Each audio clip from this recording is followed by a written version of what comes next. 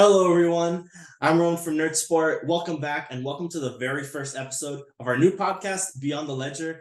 I'm excited because I get to talk to even more interesting leaders about technology and innovation. I hope you all enjoy and stick around. And speaking of which, I have with me here our very first guest, Rory Henry. Say hi to people, Rory. Hello, everybody. All right, great. So Rory is the director of Arrowroot, an investment management firm designed with the goal of providing the family office approach to holistic wealth management, as well as the host of his very own podcast called Wealth Management Forward, where they talk about the behavioral side of finance. So first of all, thanks for coming on, Rory, and welcome to the show. And how are you doing today? Roman, thank you so much for having me on. It is a lot of pressure to be the first guest of the new show. I hope the listeners don't turn off their podcast player right now. I'll try to entertain as much as possible, Roman. Absolutely. And you and I had our very own conversation a couple of days ago. So hopefully that we can bring some of the energy here. Yeah. Now, I like your energy, Roman. You got to have it when you're in Miami, Florida, right? Yeah, we're just going on 200 degrees every day. You have Yes. to have some type of energy, cafecito, I like it. I like it. All right, cool. So let's get things going. First and foremost, Rory, tell us a little bit about your business's mission statement. What exactly do you do for businesses and people around you to help them succeed? Oh, it's a good question here, Roman. And there's a couple different services we offer. I'm the director, as you stated, at Arrowroot Family Office. And we're a family office in the sense that we manage the finances of the people here at Arrowroot, as well as high net worth families, individuals. And then we're a big believer in the transformative power of technology to provide our family office level services really to people of any size net worth. So your mass affluent all the way down to the everyday clients, teacher, construction worker, nurse. And I'm a big believer in, as you stated, the behavioral finance side of advice. And we want to make sure that we're really uncovering our clients' values. And you and I did a values-based exercise together, really uncovering people's values to make sure we understand what matters most to them. And then, as you stated, I do have a podcast, and I've been incredibly fortunate to interview leaders in accounting, wealth management, technology, as well as behavioral finance. And it's a rewarding experience being a podcast host. As you know, Roman, I've learned so much just through osmosis from great guests. And lastly, I'll kind of wrap it up here, give you the next question. I wrote a book that is called The Holistic Guide to Wealth Management, and it's behind me on the screen. And I trademarked the term Advise ROAR. And the ROAR stands for a return on relationships, because I believe in tomorrow's economy.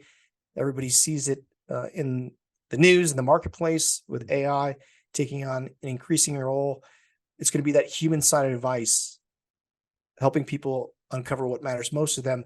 That's going to be key, cultivating those relationships to make sure you can help people meet their goals and aspirations. So actually, that's pretty interesting. That segues perfectly into my next question. In this age of AI and kind of like the evolving landscape of like compliance and cybersecurity, how has your firm embraced technology and innovation specifically to streamline those accounting processes and improve client relations? Yeah, so maybe not on the accounting side. Well, a brief background. I create a program called AFO Wealth Management Forward, for which our podcast is named after, where we educate and partner with CPAs and accounting firms on how to adopt holistic wealth management, or what I call our virtual family office model, integrating tax, accounting, wealth management, estate planning, exit planning. I had a well-known thought leader on my podcast called Ron Baker, and he talks about really advising people from womb to tomb. So when that kid's born, yeah, that's right. That's cheesy, right? When that kid's born, you start a college savings plan, right? And as accounting professionals, maybe those who are listening, they help people start businesses, grow those businesses.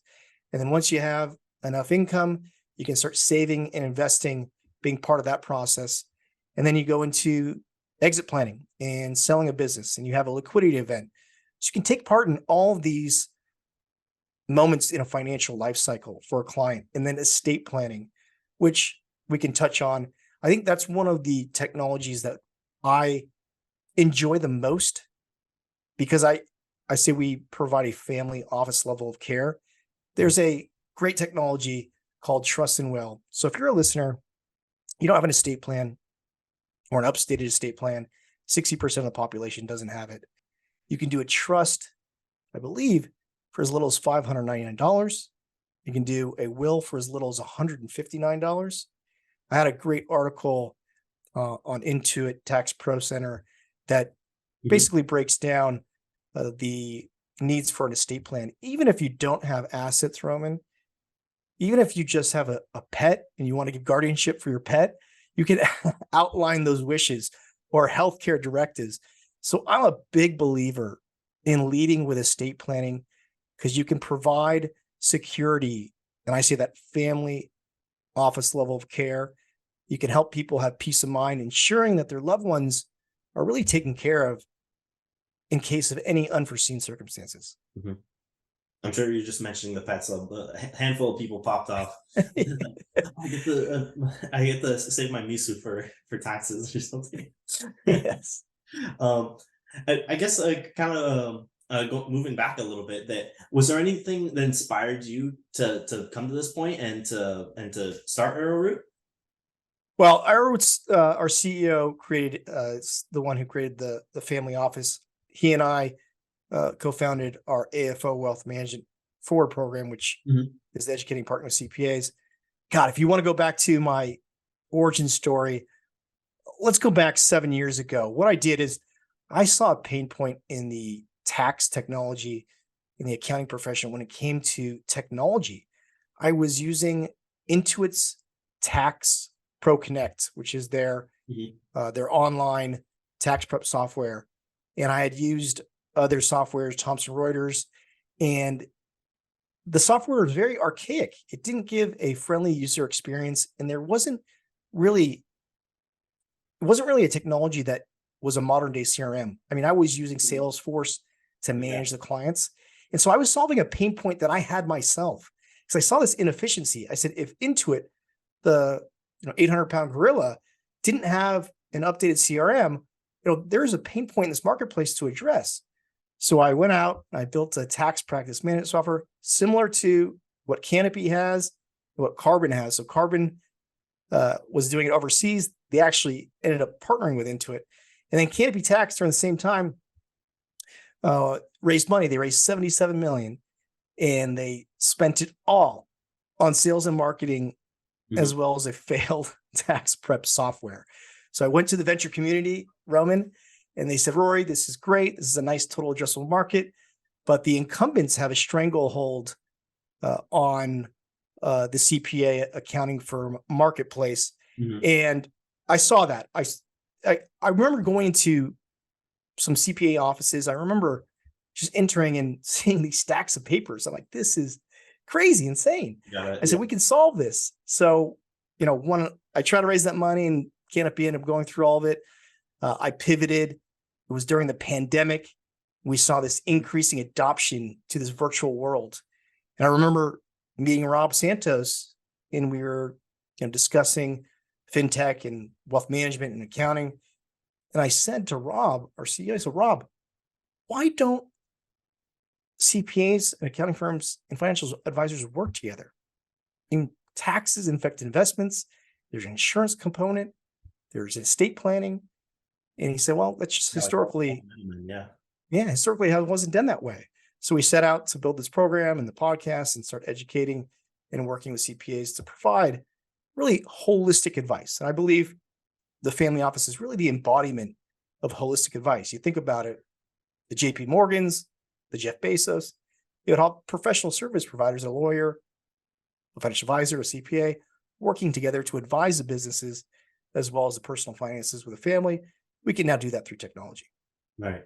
I love that, because especially nowadays, and it's something that I think is becoming at least a little bit more vocal, as you were saying, that I feel like a lot of people lack that kind of education, or just even so much as some people from my generation don't even know how to get a loan, or how some of those things affect your finances and things like that. Yeah, I mean, I think it's 78% of millennials said they are looking to build multi-generational wealth as opposed to 45% of the older generations. So Mhm. as the generations are getting younger, they want to build wealth. And I think it's an opportunity for CPAs, for wealth advisors out there to engage them and provide them educational materials to work alongside them. I call it, there's advice engagement, and I reference the IKEA effect. So the IKEA effect is if you build something, so I think they did it with IKEA furniture. If you build IKEA furniture, you're willing to pay 63% more than if you didn't build it.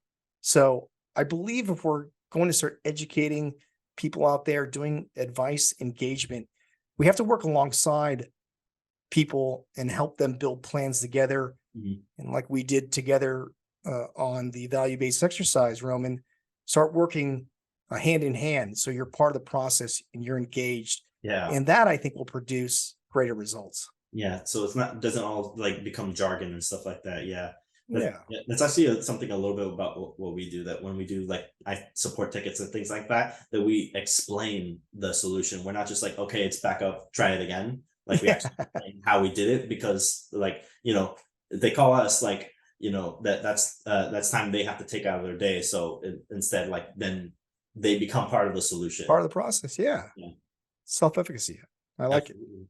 So, also kind of on more on the cybersecurity side, I want to hear some of what's going on in your space right now that you think could be done a little bit better in regards to cybersecurity and managing all that data that you and I were talking about, like the FCC safeguards rule Yeah. and the IRS requirements. So, how do you guys tackle that? Well, that's a huge question. And it's something that we have an MSP for. I mean, when I remember we switched from Google to Microsoft because of security reasons, I wasn't too happy, Roman.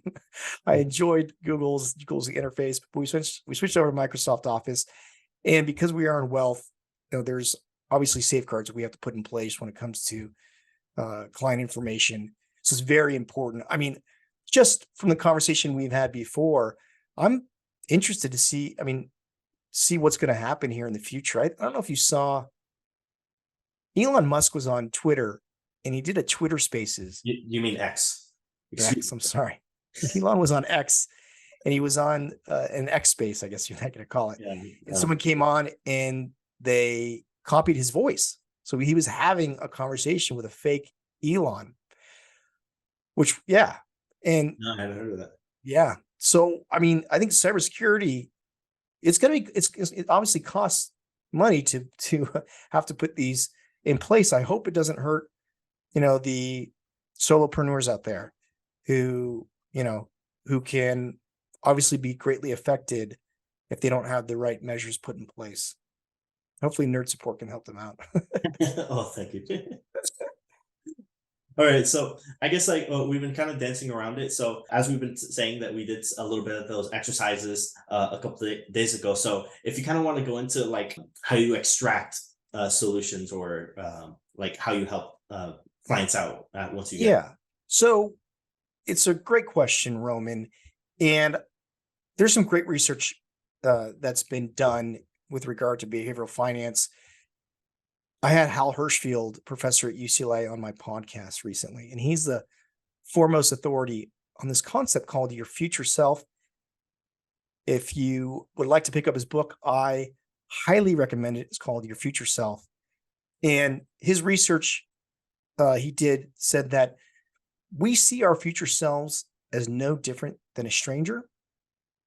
And so we don't make decisions with that future self in mind.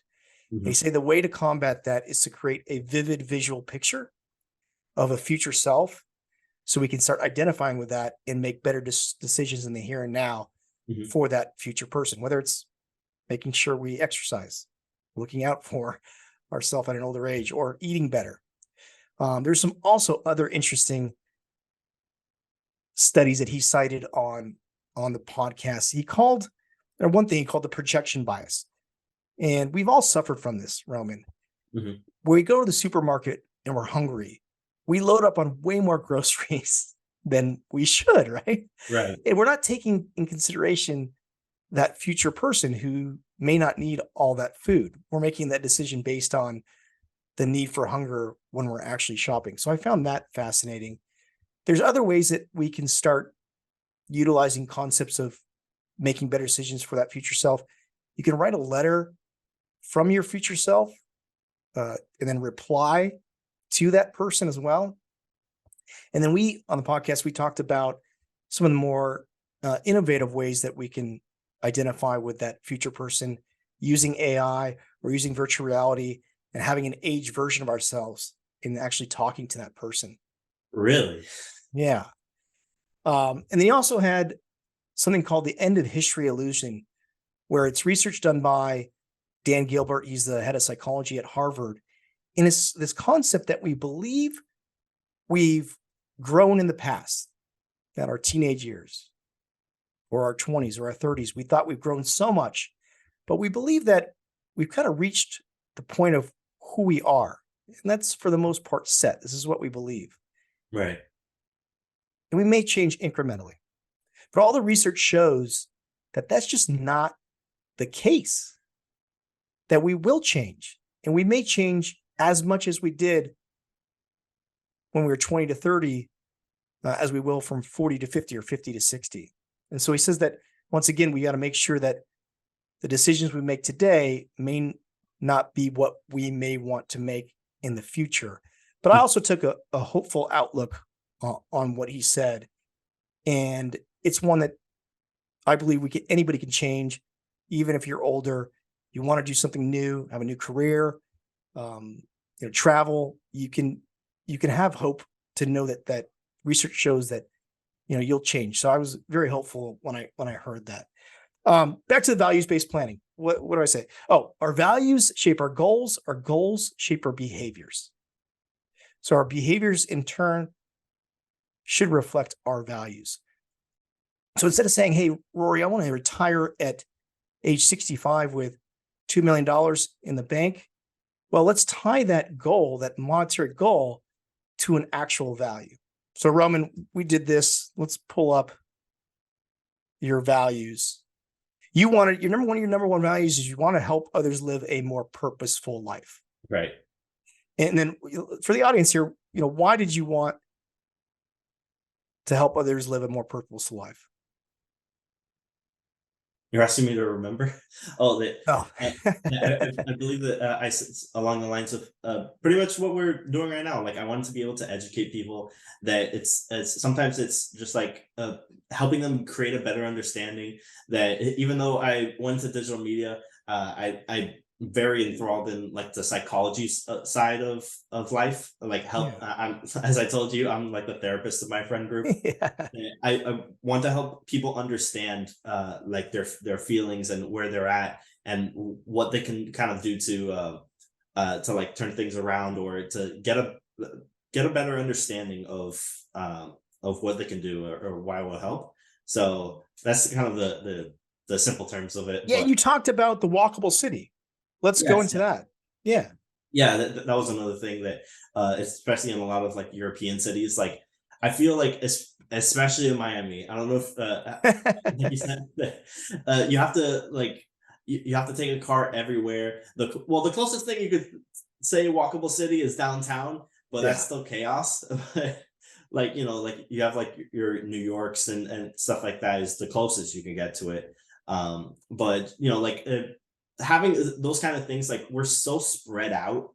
I feel in a lot of cases, and like you're in California, like like huge. We don't walk anywhere. We take Ubers and drive. and Exactly. drive. Everyone's so spread out. We're just like in like mini communities. But if you can kind of like bring people, the community, like bring it all together, that's more people that you can interact with, more people that might change your understanding or outlook on society. So that's kind of like how I want to like draw people to thinking about things like that, and hopefully just bring people together in general.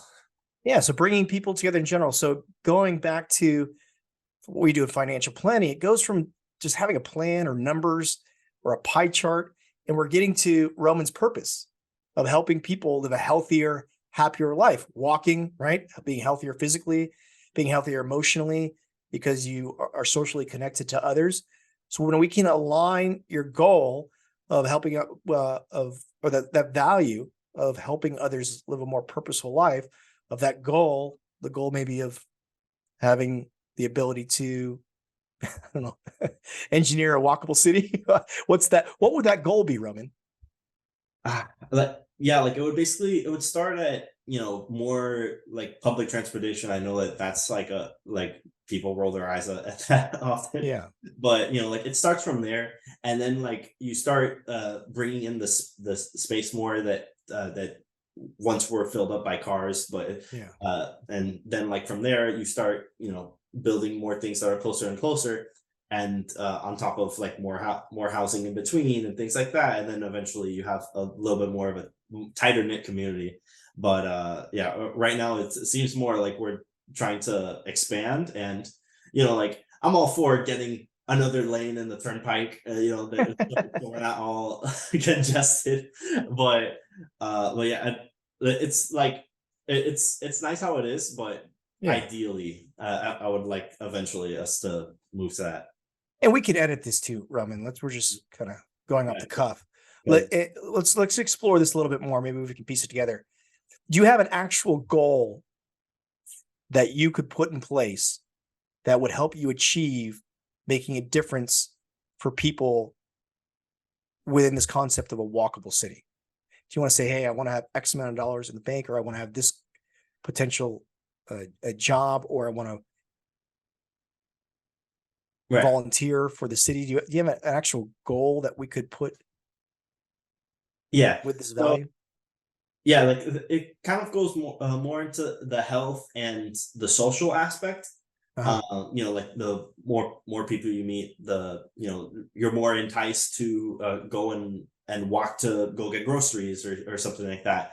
And then or in terms of on the financial side, I would say that would just give you a little bit more lean not lean, flexibility, the flexibility to pick more of where you live, because now, especially in Miami, it's everything's super duper expensive. Yeah. But like if there's at least a little bit more to choose from, if there's more housing that comes as a result of walkable cities, maybe that will allow people to have a little bit more flexibility on that.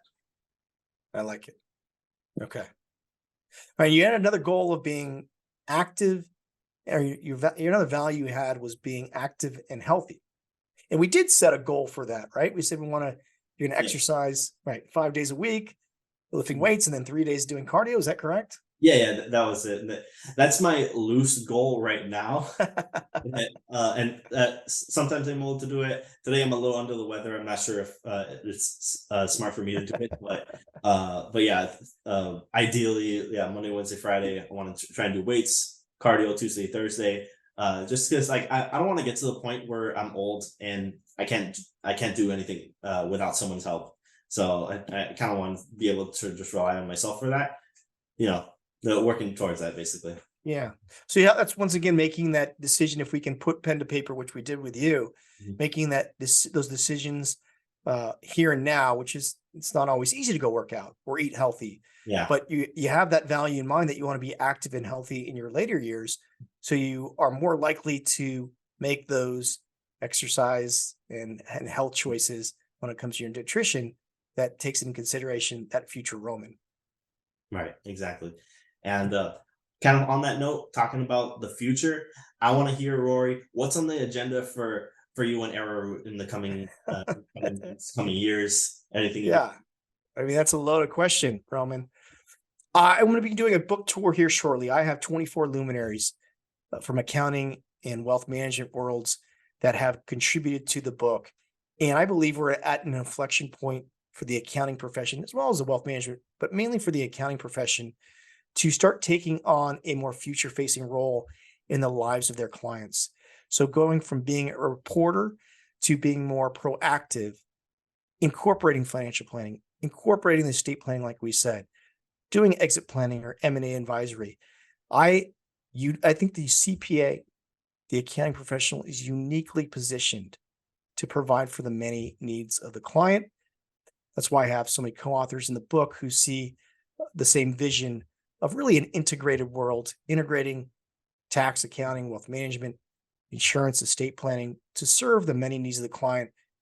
My goal is, my mission, I didn't say at the start of the, the podcast here, is really to make sure everyone can have a family office. It's not just for the ultra affluent. It can be had by the everyday person.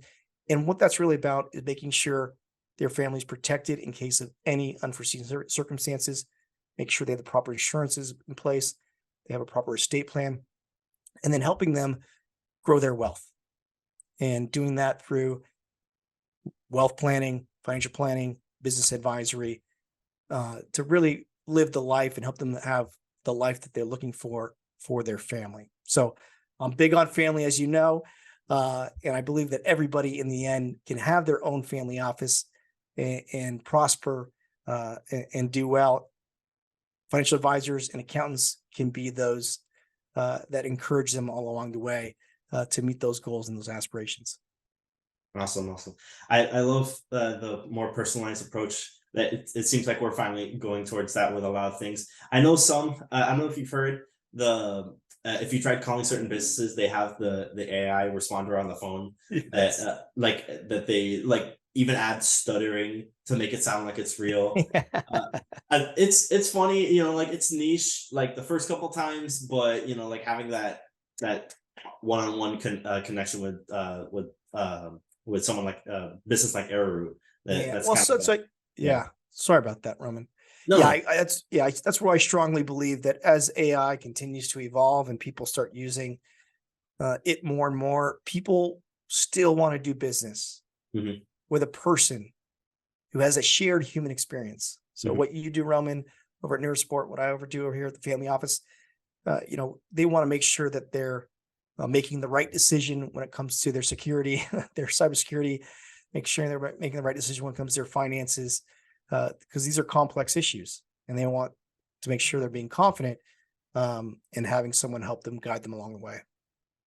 Love to hear, Rory. So best of luck. It was great talking to you. Before we go though, I want you to let us know where can the audience find you, and I guess give us a little bit more details about the book tour that you were talking about.